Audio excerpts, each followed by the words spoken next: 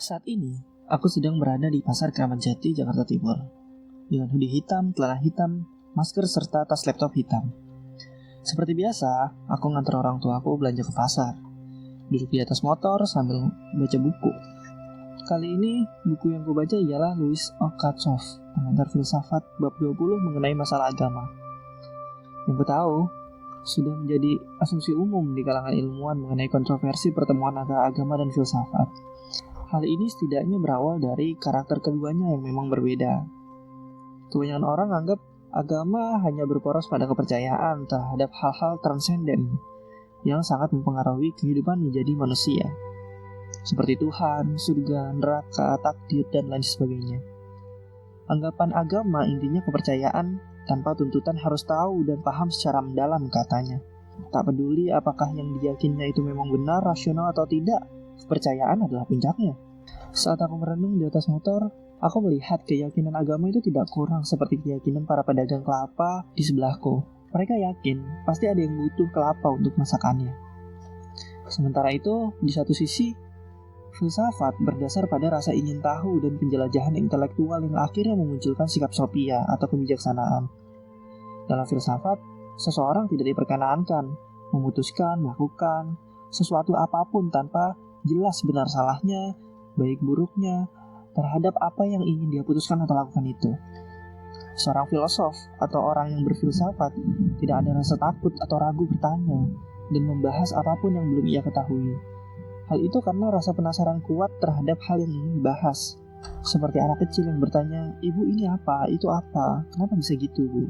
Agama maupun filsafat sebenarnya sama-sama berupaya melacak apa yang harus dilakukan dan diputuskan. Hanya saja pemahaman agama menyandarkan pada keharusannya pada otoritas di luar dirinya, seperti Tuhan, wahyu, atau orang yang diberi keistimewaan tertentu.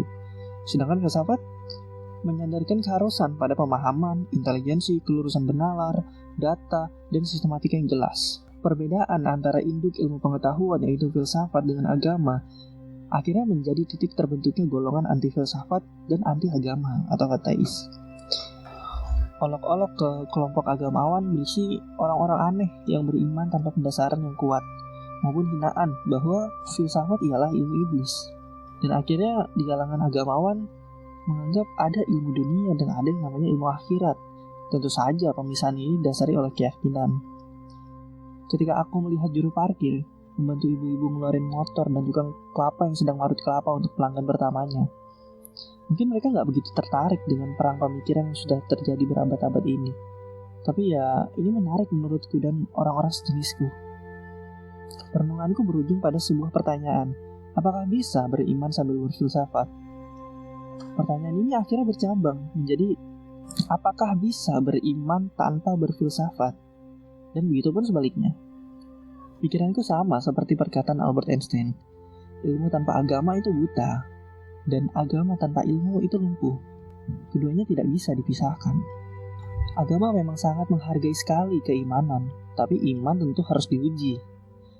Adanya beberapa agama di dunia ini membuktikan bahwa ada agama yang salah dan ada agama yang benar. Gak mungkin semuanya benar. Untuk itu, jangan sampai kita meyakini sesuatu yang salah. Masalahnya lagi, banyak orang yang yakin bahwa agama yang ia anut saat ini ya udah benar tanpa diuji dulu. Di samping itu, filsafat sebenarnya didasari oleh keyakinan juga, yaitu yakin bahwa kebenaran dan kebijaksanaan itu ada dan harus ditegakkan.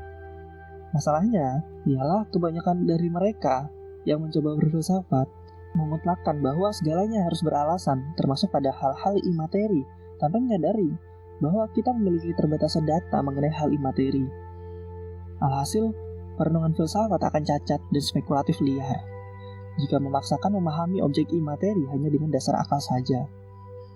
Oke, kita kembali ke pertanyaan tadi. Apakah bisa beriman tanpa berfilsafat? Tentu saja tidak.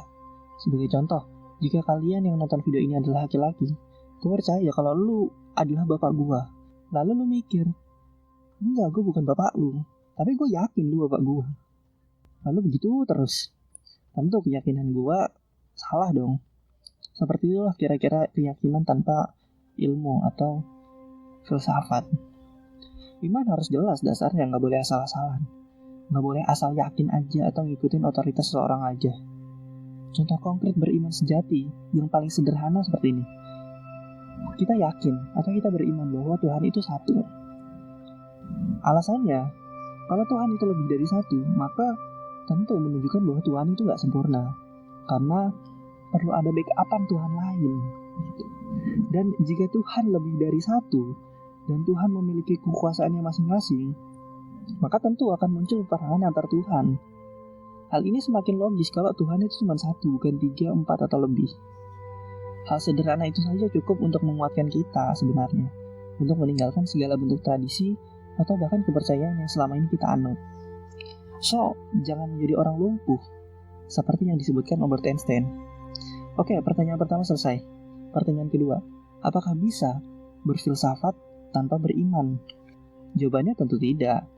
Filsafat artinya cinta akan kebijaksanaan.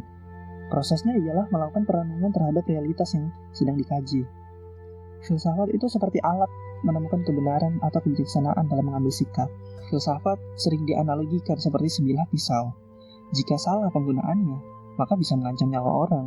Dan jika benar penggunaannya, maka bisa melindungi nyawa orang.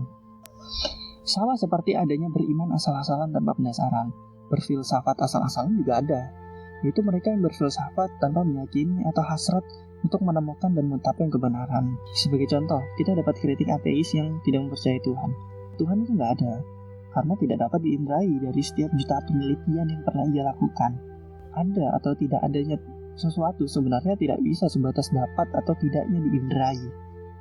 Seperti kita meyakini adanya perasaan takut atau cinta, kita nggak bisa mengindrai. Seseorang dapat memanipulasi tindakan. Pasangan yang saling berpelukan belum tentu saling mencintai, bisa jadi salah satunya bawa belati. Jadi realitas pelukan yang dapat dihindari tidak dapat dijadikan indikator utama ada atau tidaknya cinta. Bisa jadi yang saling diam itu saling cinta. Dengan kata lain, cinta tidak dapat dihindari. Tapi cinta itu real ada. Bagaimana objek yang kayak gini aja susah, gimana objek yang transenden? Oleh karena itu, data mengenai objek imateri yang transenden hanya didapat melalui agama.